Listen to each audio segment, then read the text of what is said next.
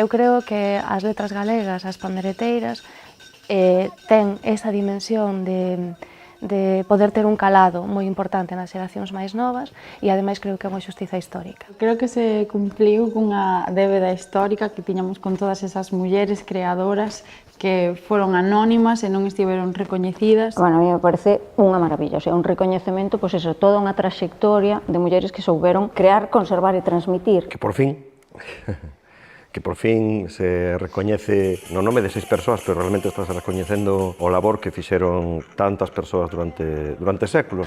Que xa era hora, non? De que se recoñecera a xente pois a labor que fixo. Que correcta eres, pois a mí non me parece nada ben. Pois a mí sí. Sí, pois a mí non me parece ben porque estamos equiparando a labor de todo un pobo ao longo de séculos coa labor dunha persona nuns cantos anos. Eso non é para nada xusto. Foi unha reacción complexa. En principio non me pareceu ben porque resumir toda a tradición oral e todo o que é unha grande parte da nosa identidade nun solo aspecto, que son as cantareiras, moi importante, por suposto, pero resumir aí non me parece correcto, porque había cegos, había gaiteiros. Pero despois, remoendo, pois pareceme ben, porque aquí está a esencia, é dicir, aquí está un baile que se baila para disfrutar. Cantan guturalmente, cantan como nós sentimos cantar. Gustoume tamén que se personificara, non, en nomes concretos, porque moitas veces falase do anonimato, da transmisión oral, pero está constituída por persoas, claro. Non cambio un minuto do que eu vivín con ela por todas as homenaxes e todos os premios da Real Academia.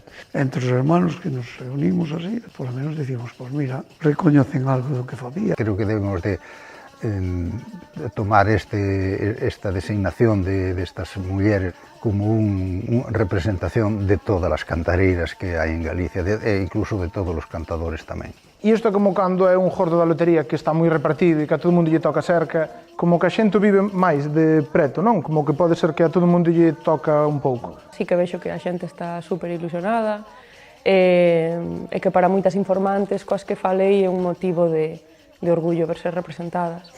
Queremos que esta festa se entenda como unha festa plural e de todos.